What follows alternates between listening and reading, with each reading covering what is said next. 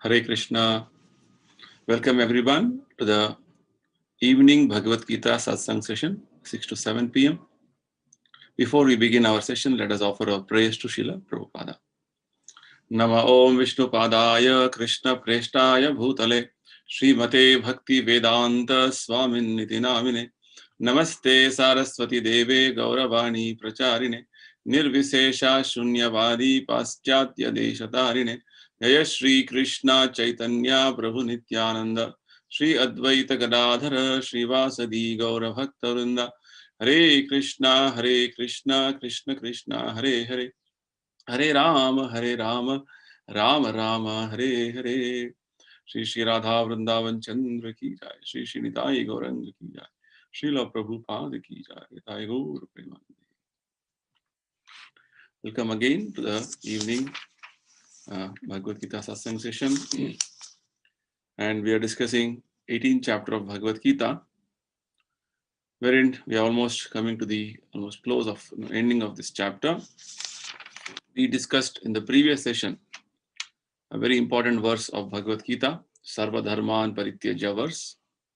Krishna is telling us we have to surrender to Him, giving up all our other activities, other so-called religions. Krishna says, Sarva Dharman Parityaja. Abandon all varieties of religion and just surrender unto me.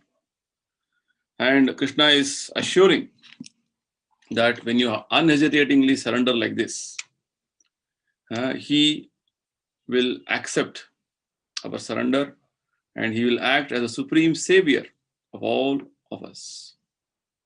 And this surrender is not like a forced surrender, rather it is a surrender with faith and love. We surrender to Lord Krishna.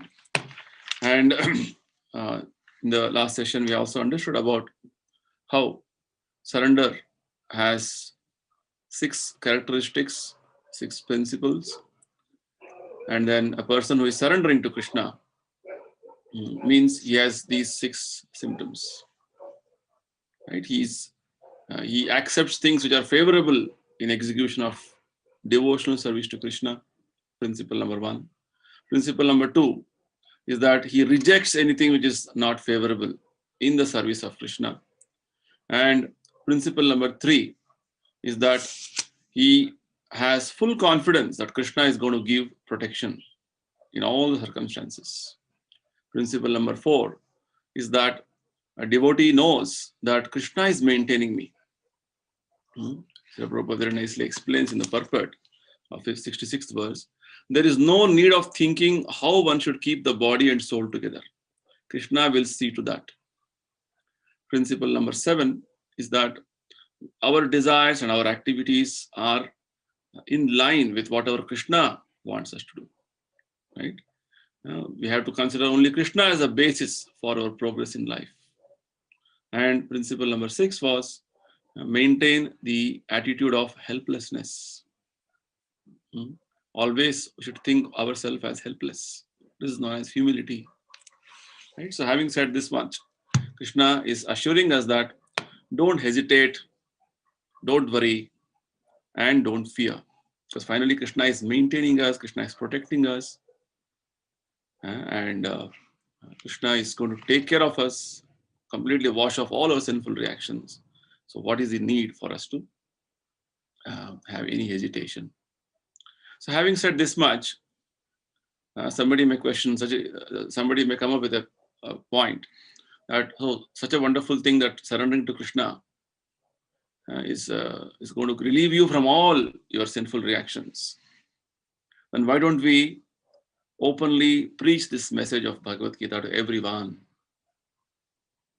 In fact, this is what Krishna is going to tell us in the next few verses, that he wants that this message should be spread to everyone. But as a matter of warning, as a precaution, he's telling there are people with different types of attitudes and mentalities whom you need to avoid them. So Krishna mentions about them a list of few people with an attitude or with a disposition which is not in line with devotional service. So Krishna says, avoid them. So this is what Krishna is going to tell in verse number 67. Actually, we have been seeing from verses 65 onwards, wherein Krishna is telling that I am going to um, now tell you about the most confidential part of knowledge, right? So this is Krishna's expression of his mind. Is one of the desires Krishna is explaining, is expressing. And he's telling that his first desire is that living entities should think of him always, should become his devotees, should serve him, should worship him. And to do all these things, they have to surrender. Right? We understood surrender is not simply a word which means, like forced way of being under somebody or subjugation under somebody. It is an activity of feeling that I am sheltered, an activity wherein a feeling of, an emotion of being sheltered by Krishna, sense of belongingness to Krishna, right? Prabhupada says, with faith and love, one should surrender to Krishna. That's the point. So this is the first desire of Krishna, which Krishna is explaining in the Bhagavad Gita, in its 18th chapter. The second desire, which Krishna explicitly explains, is about talking about this message of Bhagavad Gita to everyone, which we'll see as we discuss in the next few verses. So let us read the verse number 67 now.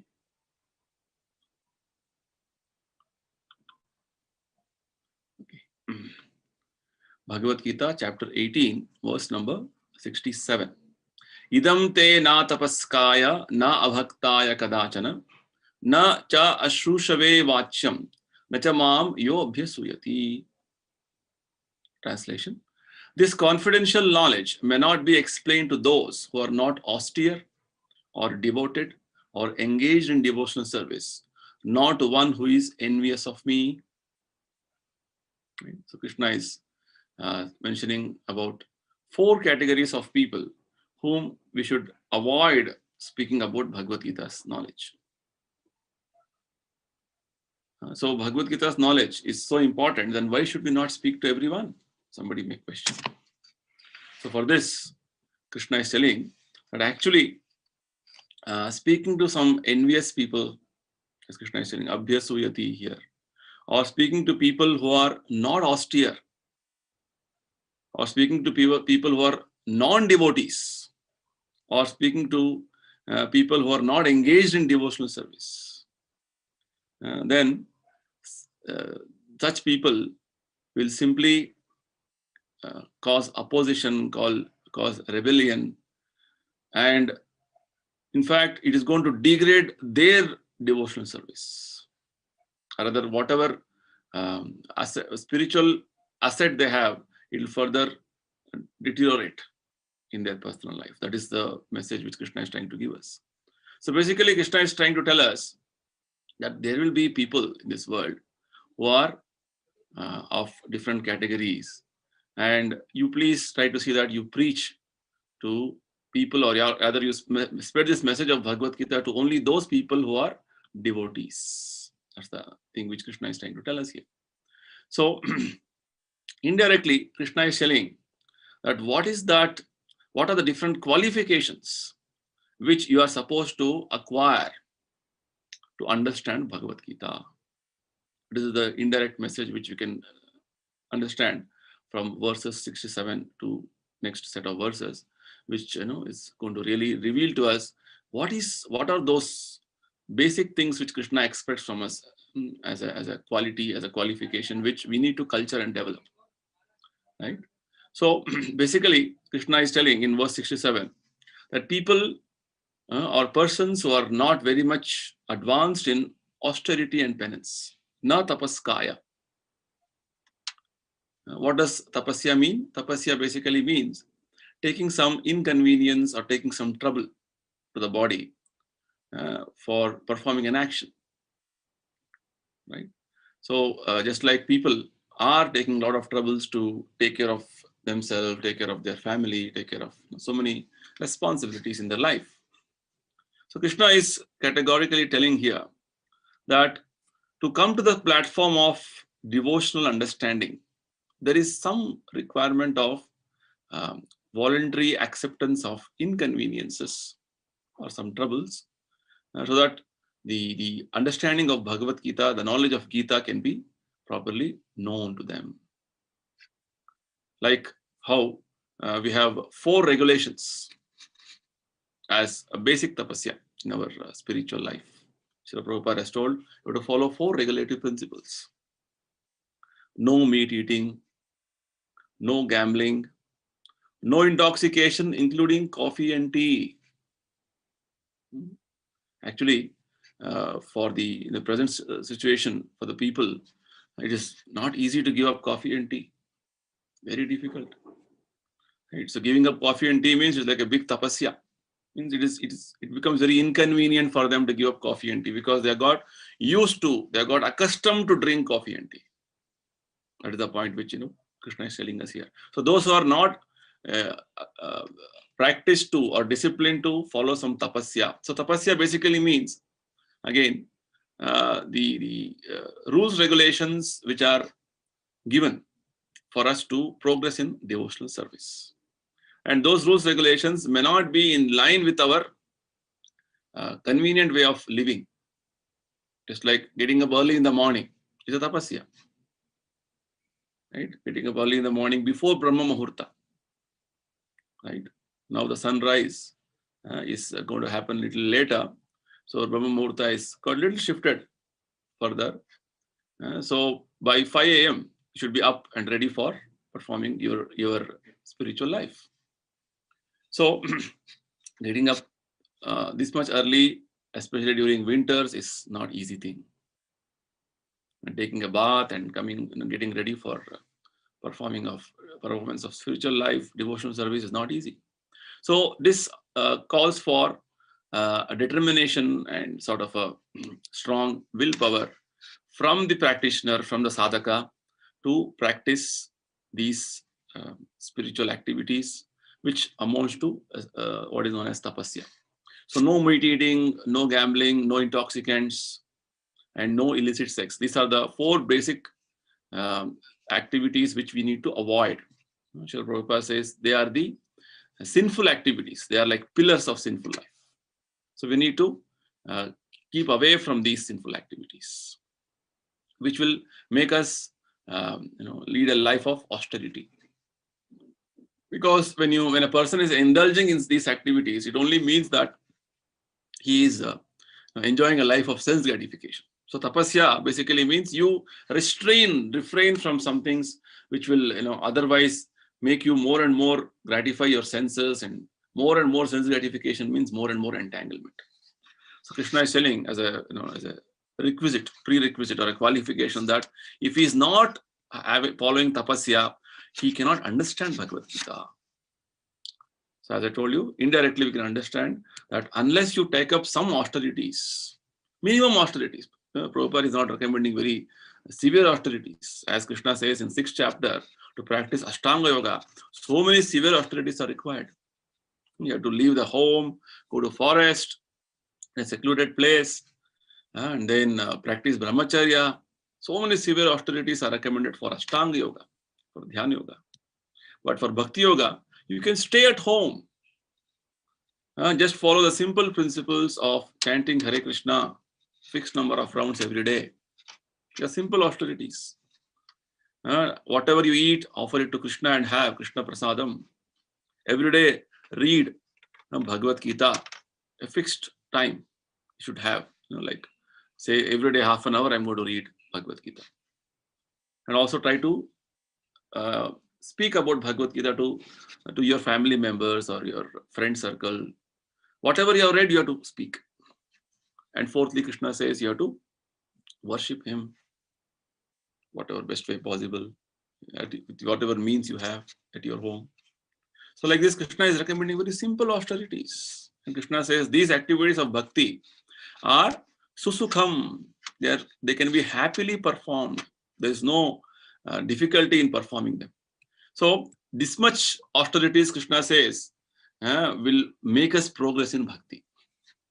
These many simple austerities will help us to come to the transcendental position and help us to progress in bhakti. But if you are not following tapasya, it is difficult to understand Bhagavad Gita. So some minimum austerities we have to adopt as part of our prerequisite to understand Bhagavad Gita. Understanding Bhagavad Gita basically means to realize the knowledge of Bhagavad Gita, to understand the mystery of Bhagavad Gita, as Krishna says in the next point in this verse, na abhaktaya kadachana. So the minimum, very basic qualification required for Bhagavad Gita to understand is you follow some austerities or the rules, regulations as given by Srila Prabhupada. Some basic instructions Krishna Prabhupada has given, you have to follow them. And you want to have a devotional attitude, a devotional inclination that I want to serve Krishna, I want to be devoted to Krishna. So then you are called a devotee. Maybe you are in a very initial stage of a devotion. Doesn't matter, but you are called a devotee. In fact, Chaitanya Mahaprabhu says, from whom any person from whose mouth the holy name of Krishna comes out, then we have to respect him, we have to honor him, because Hare Krishna cannot come so easily in anybody's mouth, so simply. In fact, Mother Devahuti, who happens to be the very glorious mother of incarnation Lord Kapila, she, after hearing all the wonderful instructions from her son, Lord Kapila, about the spiritual understanding, spiritual life, she was giving her realizations, expressing her realizations. So she says that aho bato shapacho ato jihvagre yajjihvagre vartate namatubhyam tepus tapaste juhu sasanararya brahmanuchur nama grananti ete. This is in Bhagavata.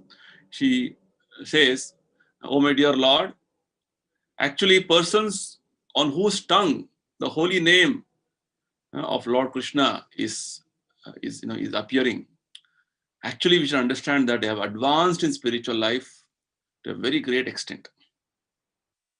Even though they may be born in the family of the Chandalas or dog eaters. Right? So once holy name is coming in somebody's mouth means they have chanted all the Vedic mantras. They have performed all the austerities, all tapasyas they have done. They have done bathing in all the different great holy rivers. They performed all the Vedic rituals. That is the level of advancement one has done if holy name of Krishna is coming in somebody's mouth, somebody's tongue. So that is the way Bhagavatam sees that Hare Krishna chanting or having devotional inclination. Just I like doing bhakti. I like to associate with devotees. Even this inclination, I want to read Bhagavad Gita. I want to understand Bhagavad Gita. Then you are a devotee. This is the minimum qualification required to understand Bhagavad Gita.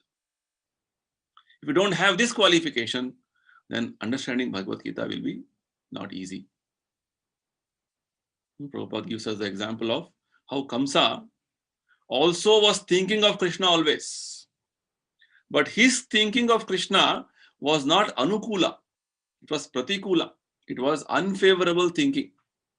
Because he was thinking of Krishna out of envy, out of fear.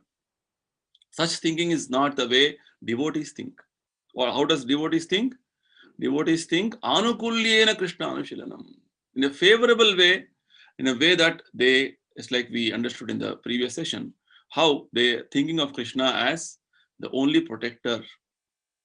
They have complete confidence that Krishna is going to protect me from all situations. Krishna is maintaining me, right? Krishna will see to all my necessities of life. This great faith the devotees have. This is the way devotees think. This is known as a devotee. So this minimum aspect should be there in a person to understand about Krishna. Right? Some level of inclination to become a devotee should be there. At least I want to understand Krishna. This also is a qualification for you to become understand Bhagavad Gita. Right? So first qualification is that there are some rules, regulations, there are some directions, instructions given in the Bhagavad Gita, as Srila Prabhupada is explaining us in his teachings, we have to follow them. That will amount to what is known as very simple tapasya. So this will make us understand Bhagavad Gita. Right? When it is told, when it is told you chant Hare Krishna, you should have that much simplicity that yes, I will follow. Right? Because tapasya is something which we need to voluntarily accept, which is like routinely you'll be having so many things being done in your life. But tapasya is something which is out of the routine, out of your normal way of functioning, which you think is normal as of now. So tapasya is going to actually streamline your spiritual life, bring back your spiritual aspect of your life, and make you realize that your spirit soul, you're part and parcel of Krishna. The sages in the previous ages used to perform so many years, thousands of years of tapasya. Valmiki Muni, before he wrote Ramayana, he did tapasya for 60,000 years. And even Devaki, Vasudeva, or Nanda, Yashoda, before they had Krishna as their son, they had to perform thousands of years of austerities.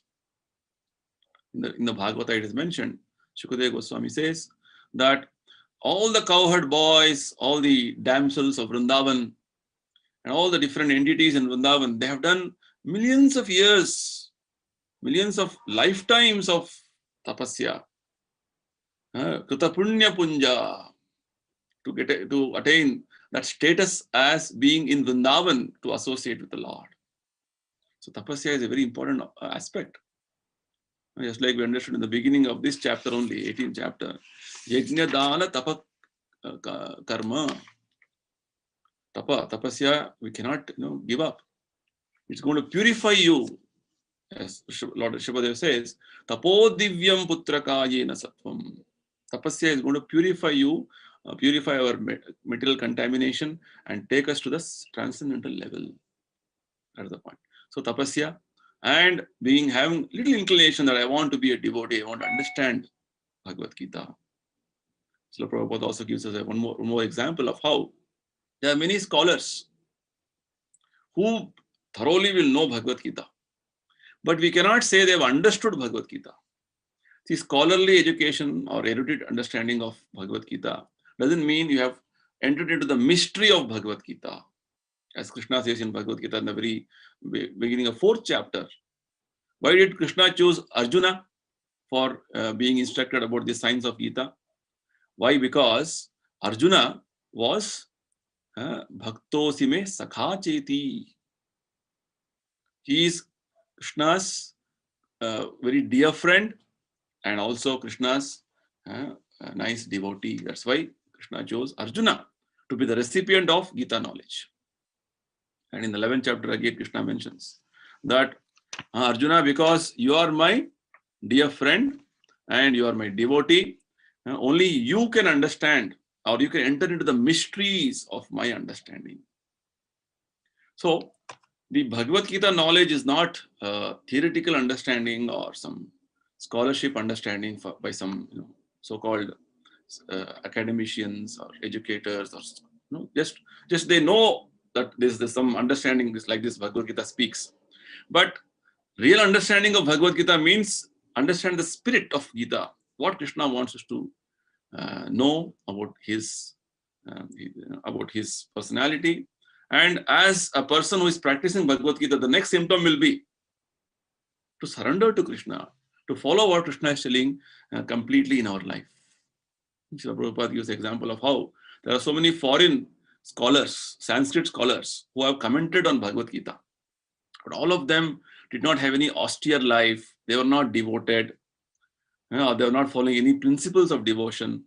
They were just scholarly, that's all. They knew Sanskrit. So these scholars miss out the actual purport or the meaning what Krishna wants us to tell us. Bhagavad Gita should finally make us surrender to Krishna. When you know that the whole creation, Krishna is the origin, Krishna is maintaining us, we are all part and parcel of Krishna, this should make us to surrender to him. That is the purpose of Bhagavad Gita. The final conclusion, as we are seeing here in this today's discussions. Krishna has already mentioned that you surrender to me and completely devote yourself. That is what Krishna wants us to do as an action point. Not that we understand Gita, but we remain what we are, continuing to have our material conception of life and bodily conception of life, continuing with our life of sense gratification. That is not the intention. You have read Bhagavad Gita thoroughly, you have understood Bhagavad Gita, and realized the teachings of Gita. That can happen only when you are devoted and you get a blessing of a devotee. It's like there is one more nice example Srila Prabhupada often gives from the example which his Guru Maharaj used to give him. We have read this example in the beginning of second chapter also. Just like the Bhagavad Gita understanding, there are some class of philosophers or spiritualists known as Mayavadis. They also comment on Bhagavad Gita. They also try to speak about Bhagavad Gita. But their understanding of Gita, their knowledge of Gita is like licking a honey bottle from outside. Whatever way you lick the honey bottle from outside for any number of years, hundreds of years, can you get the taste of honey? No, not possible. You can actually get the taste of honey when you enter into you put your fingers into the bottle and take the drop of honey and put it in your mouth. So actually, pure devotees, realized souls, self-realized souls, as Lord Krishna mentions, they have completely assimilated the knowledge of Gita. That's why Krishna recommends to understand this knowledge of Bhagavad Gita to approach pure devotees. Tad vidhi pranipatena pariprashnena sevaya upadekshanti te jnanam jnaninas tattvadarshinaha. The tattvadarshis, they have seen the truth. So approaching them in a mood of humility, surrender and service will give us the knowledge of Bhagavad Gita, or the knowledge of Gita will be revealed by the blessings of the self-realized souls. This is the way to understand Bhagavad Gita knowledge. So Bhagavad Gita knowledge is not that simply you take this book and then you start reading. No, it is a mysterious knowledge. Rahasya jnana. As Krishna says, praveshtumta parantapa rahasyam. So rahasya jnana, to enter into the mysteries, the confidentiality of this knowledge requires the blessing of a devotee of Krishna. Pure devotee of Krishna should bless us. Then you can understand Bhagavad Gita. That's why Bhagavad Gita should be understood with the help of a pure devotee of Krishna. This is what Srila Prabhupada has mentioned in the very beginning of Bhagavad Gita, the very first verse of first chapter. Purport, Prabhupada very nicely explains. One should read Bhagavad Gita very scrutinizingly with the help of a person who is a devotee of Sri Krishna and try to understand it without personally motivated interpretations. This is the point.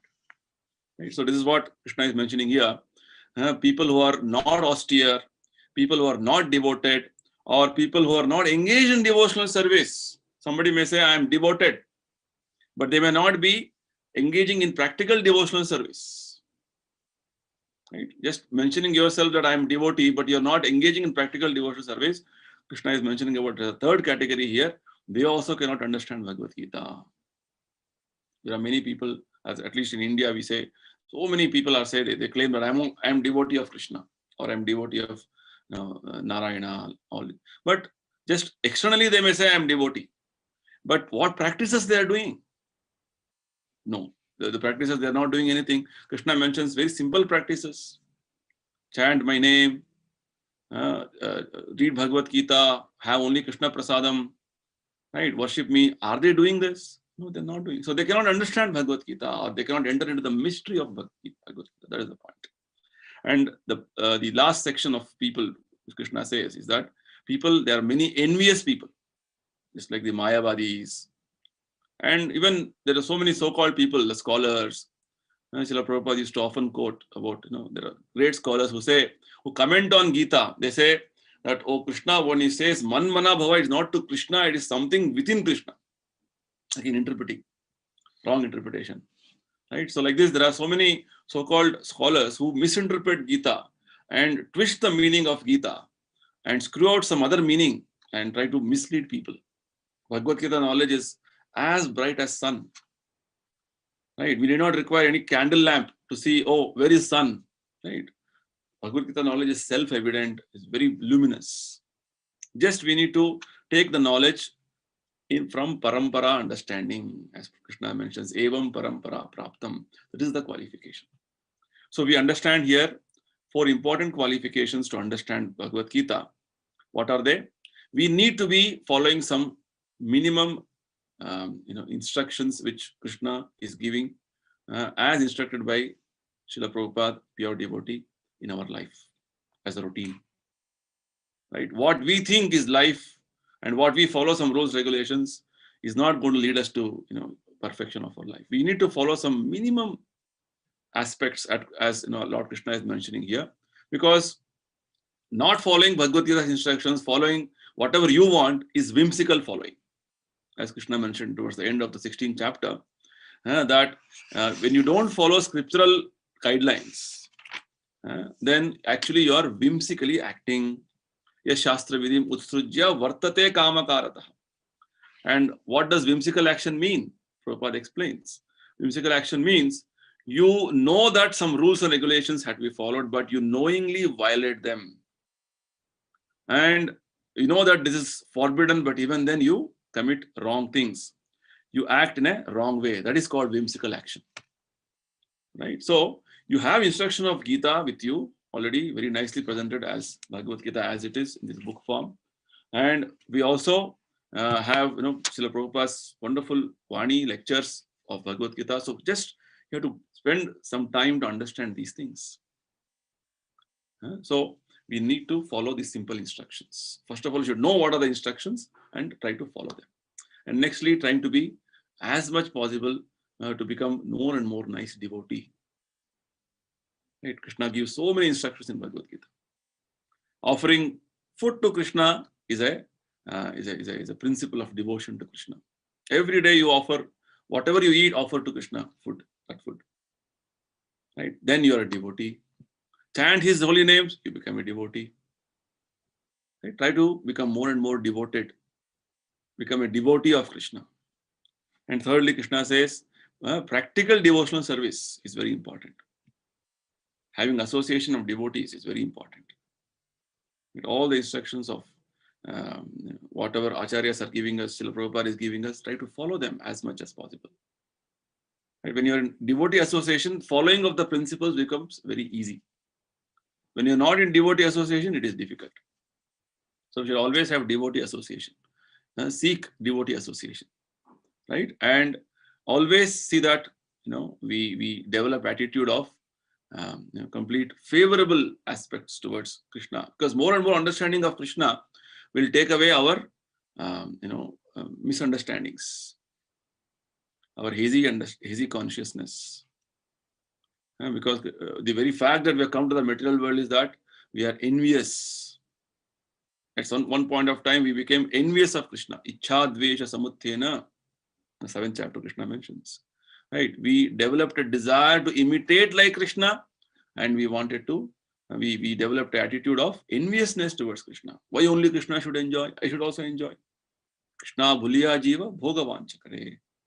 We forgot Krishna and wanted to imitate Krishna, and we have been sent to this material world. So these are some of the qualifications which we need to culture. And Krishna mentions about being non-envious. Right? In the 9th chapter also, we see a similar expression Krishna makes, that Arjuna Krishna says that because Arjuna, you are non-envious, that's why I'm going to reveal to you the most confidential knowledge. Right? Very first verse Krishna explains that idam te guhyatamam pravakshyami anasuyave. Right? So you are never envious of me. Envy means comparing yourself with other person, being jealous, not happy with what you are having right now. This is called enviousness.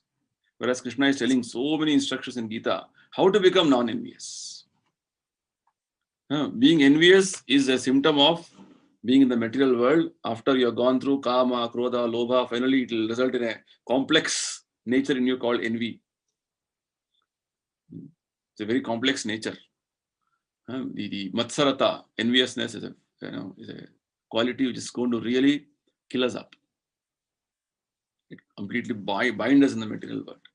So becoming free from enviousness is very important. Bhagavata also says, Paramo nirmatsaranam satam. A devotee means he's completely free from this matsarata, enviousness. So we should work very hard how to become non-envious. Krishna has given enough instructions in Gita how to become non-envious. Right? Let us move to the next verse now. Further qualifications Krishna makes or mentions. Verse number 68, chapter 18. Ya idam paramam guhyam madbhaktesh abhidhasyati bhaktim mayi param kritva mam evaishyata samshayaha. Translation. For one who explains the supreme secret to the devotees, devotional service is guaranteed, and at the end he will come back to me.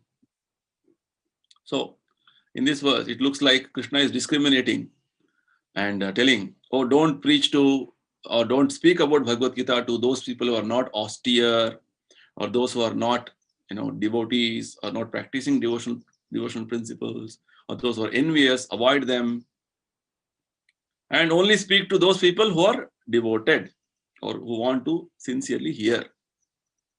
Right? This may look like a sort of a discrimination, but actually speaking, Krishna is very merciful. It's like even while chanting the holy name of Hare Krishna mantra every day, we remember 10 offenses which we need to avoid. One of the offenses says we should not preach the glories of the holy name to people who are not faithful. To instruct a faithless person about the glories of holy name is an offense to holy name. Right? To avoid this. Why it is mentioned like this? It is because that if you start telling a new person, first time you are meeting him, about everything about holy name, all the glories of holy name, he may not be in a frame of mind to appreciate and understand all those aspects. Rather, he may start, blaspheming. He may start offending the holy name, which will further deteriorate his pious credit. Whatever punya he has, it will start decreasing. So now, in order to see that the person, people don't unnecessarily offend. Why we should give an opportunity for a person to offend? Because nature of people generally is enviousness. Right? Anything about Krishna, they want to be envious. Why only Krishna? It's like ordinarily people speak, oh, Krishna enjoyed so many women, Krishna did that, Krishna did this. But they don't understand the real aspect of Krishna's supremacy, how Krishna is the supreme personality of Godhead and he can do anything.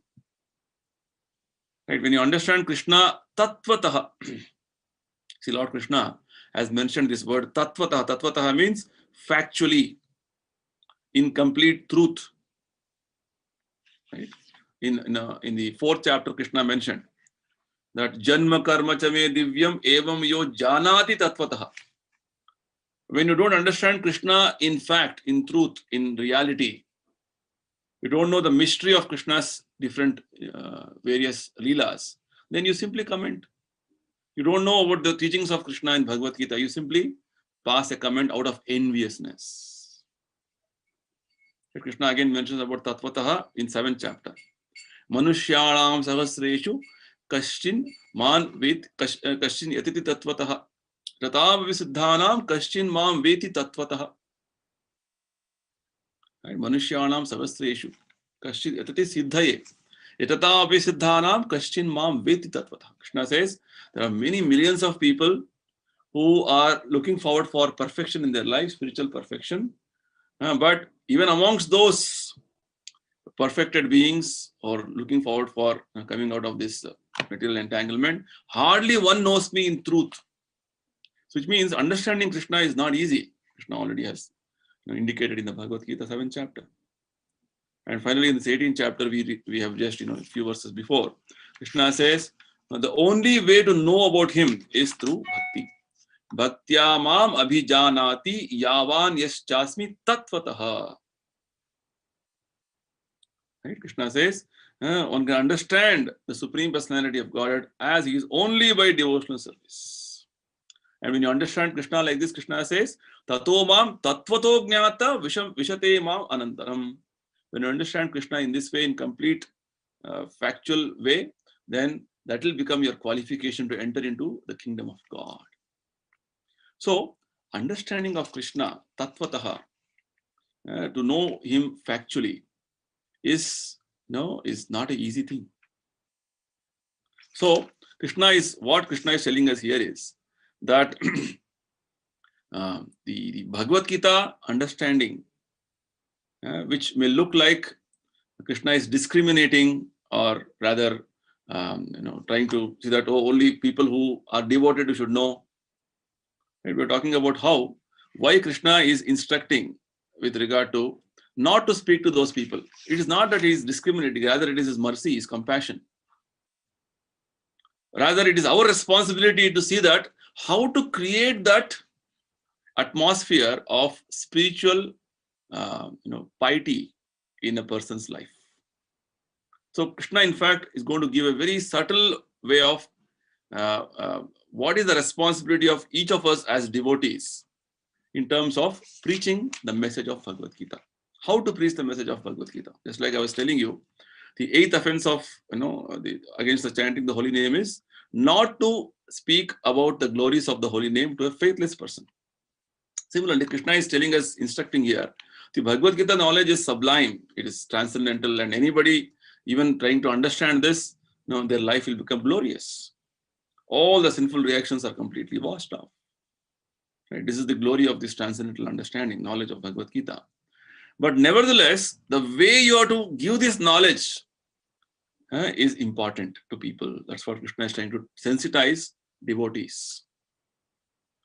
So Krishna is telling that if you somehow try to slowly, systematically give this understanding to a person and make him prepare him properly and give him this knowledge in a systematic manner, just like all of us have been continuously understanding Gita since few months now, and all of us have come to a platform of understanding wherein, yes, Gita knowledge is so important.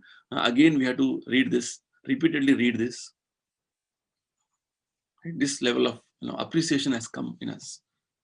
Right? So to come to this level of appreciation and sort of acceptance takes some time.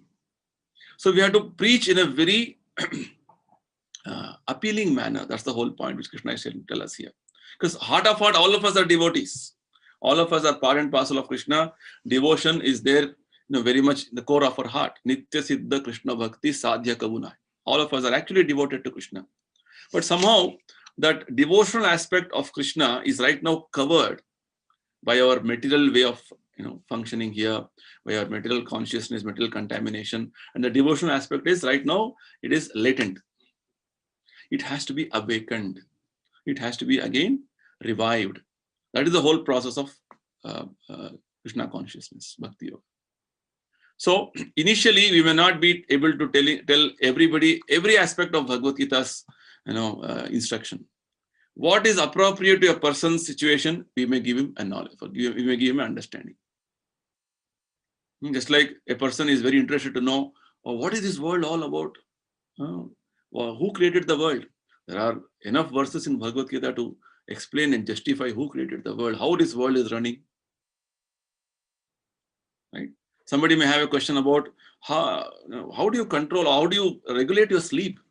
There are enough verses in Bhagavad Gita to explain how do you regulate your sleep. So like this, start addressing one question after another slowly, which means you as a devotee or a practitioner or a sadhaka, you should start understanding Bhagavad Gita scrutinizingly. As we just now read in the quote from the first verse of this chapter, first verse, first chapter, first verse, Prabhupada says, one should read Bhagavad Gita scrutinizingly. One should study, in fact. This is what is important for us, because Gita knowledge is so important for us.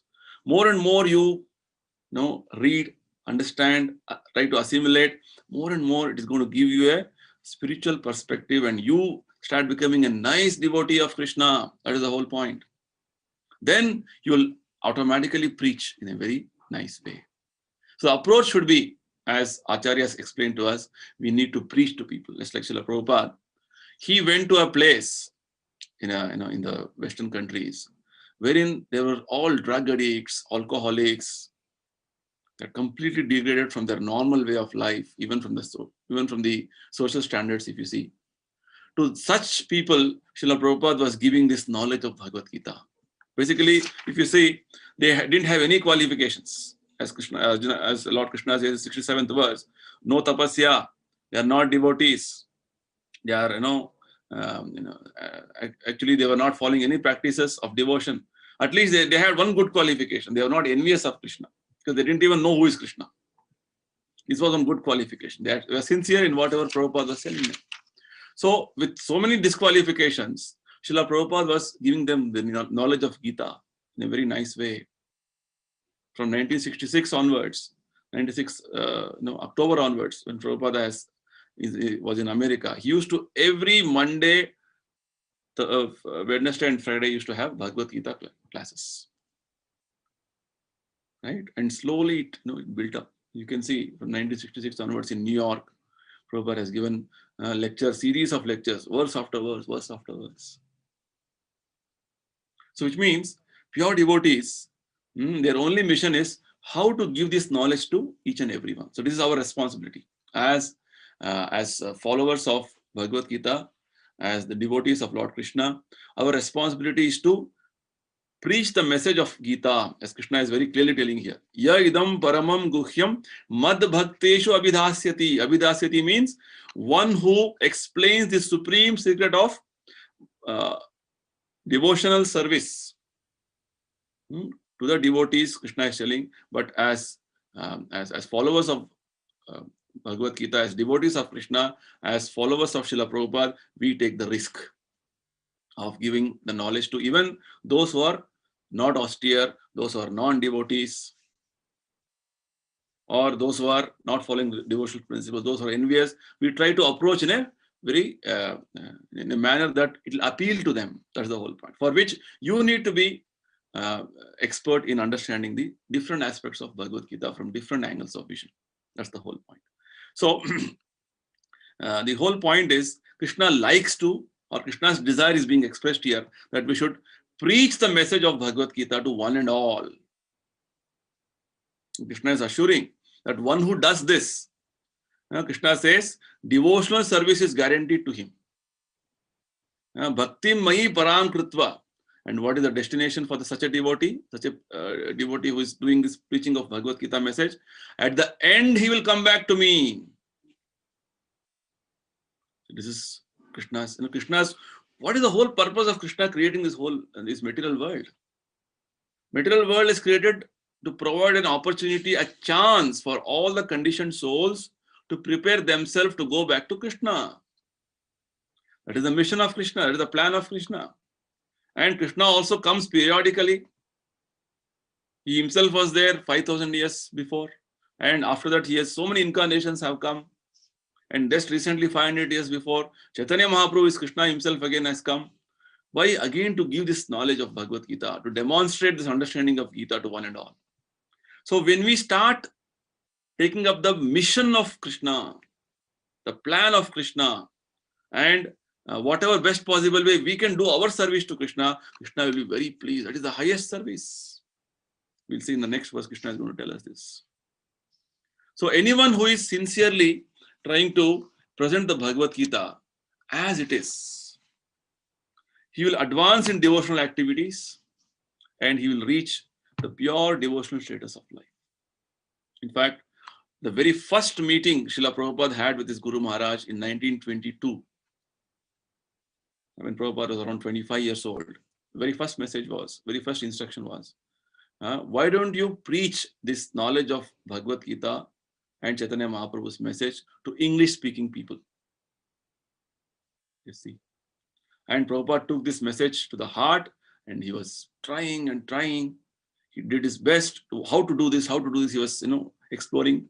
Finally, at the age of 70 years, he got a wonderful opportunity to go to the West and preach the message. Right? So in that way we can see Krishna wants us to preach the message of Bhagavad Gita to one and all and make everybody devotees. That is the mission of Krishna. So you become part of the mission of Krishna. Krishna will be very happy. This is the desire of Krishna. Krishna is expressing here. The desire one was that we become devotees of Krishna by thinking of him, by worshipping him, by offering our homage to him, surrendering to him. Desire number two, Krishna is expressing here in the last portion of this Bhagavad Gita, is that we become devotees and we try to make others devotees. Right? This is desire of Krishna. It is the mind of Krishna expressed here. Let us go to the next verse. Verse number 69. Nacha tasman manushyeshu kaschin me priya krittamaha bhavita natame tasmad anya priyataro bhuvi. There is no servant in this world more dear to me than he, nor will there ever be one more dear. Let's see. Look at the statement what Krishna is making here. He is openly declaring now that there is no servant in this world more dear to me than he. Who? That person who is dedicating his activities to somehow sincerely present Bhagavad Gita message to as many people as possible. Just understand the life of Srila Prabhupada. What did he do? He, at the age of 70 years, left India and went to a foreign country just for the purpose of giving this knowledge of Bhagavad Gita to everyone. This has been the mood of all the great Vaishnavas, great devotees. Jesus Christ, what was he doing? He was preaching the message of God. Right? One more nice example Srila Prabhupada gives about Ramanujacharya. Ramanujacharya was the great Acharya in the Sri Vaishnava Sampradaya, one of the authentic Sampradayas. When he was initiated by his spiritual master, he was given a mantra which was spoken to in his ears, and the Guru instructed him, this is a very, very important mantra and going to benefit everybody, but you should chant it very silently. But Ramanujacharya felt, if this is going to really benefit everybody, why should I chant silently? Let me openly chant to everybody. He went to a marketplace and started loudly chanting the mantra. So when his spiritual master understood this, when he came to know this, he became very upset.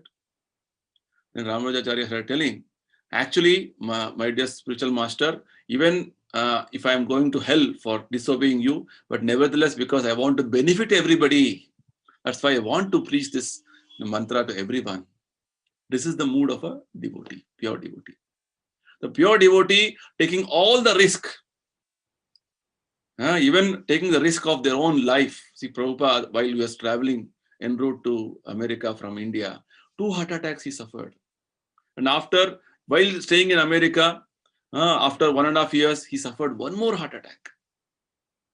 It was very severe. He had to come back to India to recuperate for almost 6 months. Just see. And Prabhupada used to often mention, I'm an old man. When I'm going to die, I don't know. Right? From the very beginning, things were very very uncertain, and how things are going to happen. Devotees were in constant anxiety. Prabhupada goes away, what will happen? But Srila Prabhupada went on. And he went on giving the knowledge of Bhagavad Gita, knowledge of Bhagavata to all of us. So such a person who is just determined to give the knowledge of Gita to everybody, Krishna says, he is a very dear servant of his. He's so dear, Krishna says, there will be one more dear person than he. Even the example of Prahlad Maharaj, Srila Prabhupada gives us.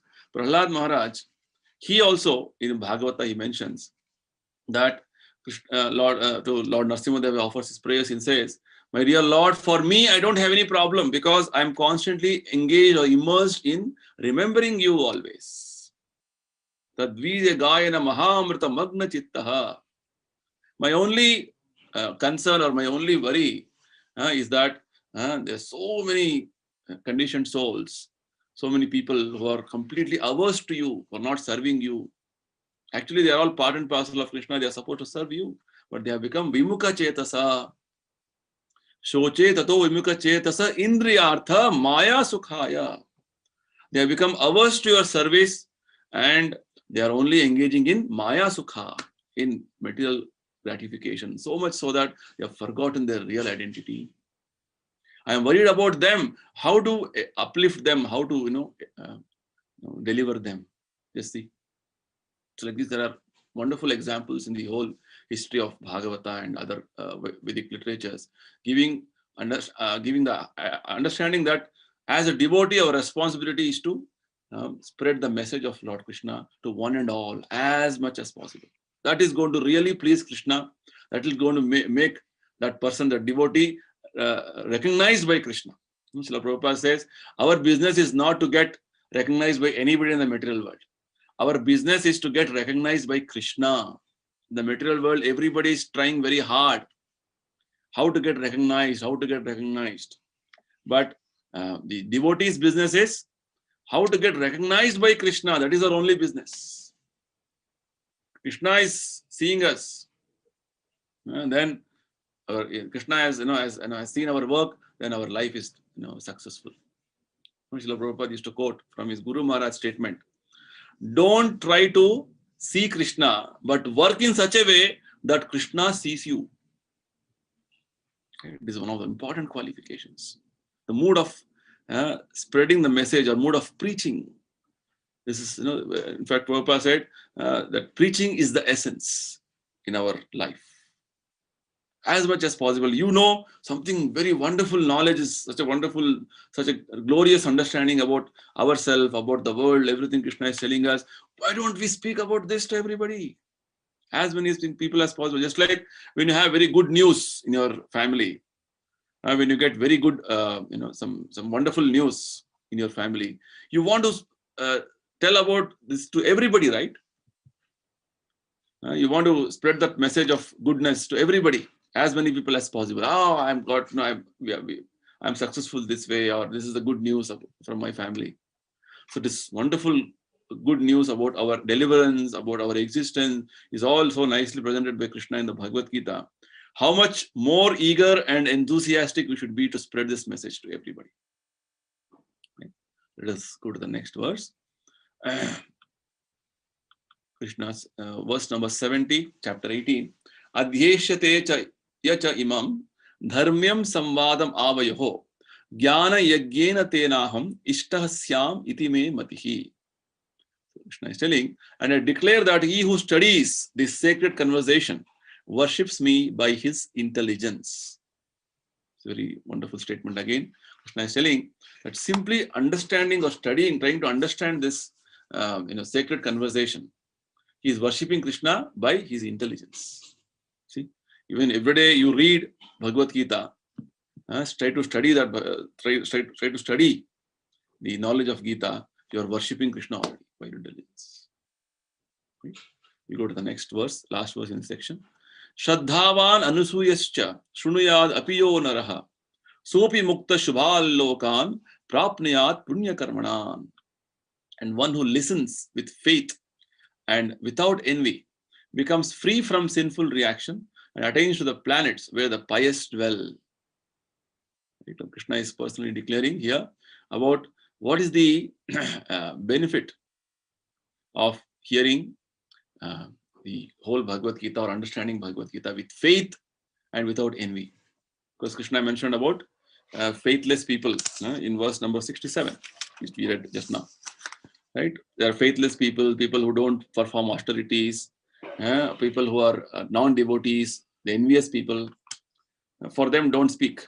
But devotees try to even induce them, taking a great risk for Lord service. So because devotees take so much risk for Lord service, Lord becomes very pleased with them.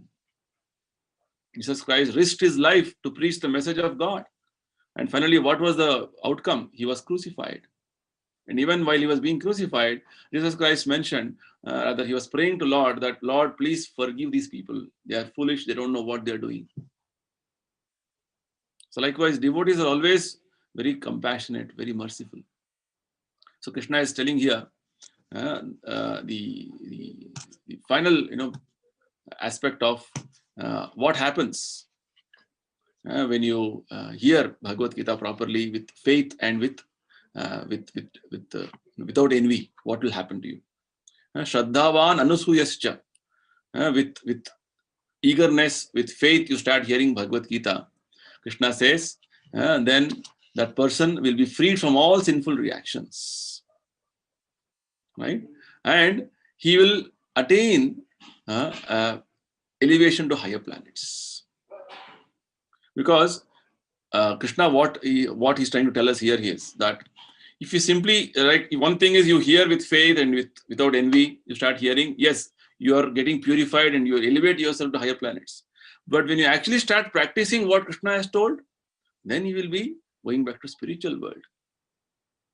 So basically, here, Srila Prabhupada is clarifying us in the purport very nicely that the faith towards Krishna has to be intensified and come to the level of mature faith. The Shraddha has to come from the Komala faith or the very tender faith to mature faith. It has to become. Mature faith is manifested as a very strong conviction and a very strong taste towards performance of bhakti. There are many symptoms which the Acharyas explained to us. Few symptoms like avyartha kalatvam. Not a single moment in our life a devotee thinks that I should do anything other than thinking about Krishna, doing service to Krishna. Avyartha kalatvam namagane sadaruchihi. And he is taking a lot of pleasure in glorifying Krishna to others and also glorifying, chanting Hare Krishna or even singing kirtans about Krishna or reading Bhagavad Gita, Bhagavatam. Namagane sadaruchi. His ruchi, his taste is that. Generally, people have some taste, no? They may be having taste to watch movies or see some news or they say like hobbies. Devotee's main action is always he is taking taste, ruchi in more and more devotional activities of Krishna. And his time is such that he doesn't want to waste even one moment without doing any service to Krishna. Always he wants to be engaged in Krishna service. Prabhupada very nicely explains how he was giving his own example in the very early days of when he went to America, 1966-67. Prabhupada says how throughout 24 hours I'm always engaged. Either I'm writing something, either I'm reading something, I'm chanting something, I'm cooking something for Krishna. Like this, everything I'm only doing for Krishna. So your initial faith by listening Bhagavad Gita without envy should gradually become strong faith. Shraddha should further solidify and it should manifest as pure devotional service. Bhava and prema. Nishtha, ruchi, asakti and bhava and prema. These are the different stages of bhakti's development. So this is what Krishna is trying to give us the understanding here. And Krishna is mentioning even little with little faith and little attention you have heard with eagerness, that also is going to give you a lot of benefit. You will be getting a lot of punya. You will be elevated to higher planetary systems. Just see.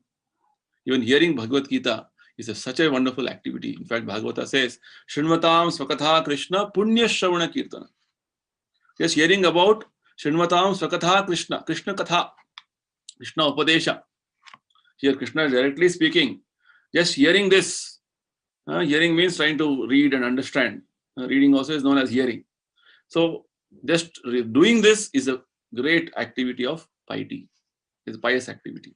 Srinvatam Swakatha Krishna. Even reading is just like we understood in the verse number 70. Krishna says, even reading, trying to understand, study this Bhagavad Gita, Krishna says he is worshipping me by his intelligence.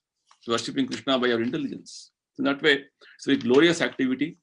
We have to, somehow we become convinced and we start practicing it. As Chaitanya Mahaprabhu says, Janma Sarthaka Kari, every Indian's responsibility.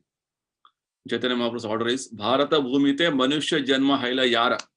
Whoever is born in India, his responsibility is to, he's very fortunate to be born in India. His responsibility is to perfect his life as much as possible by studying Bhagavad Gita, following the principles of Bhagavad Gita.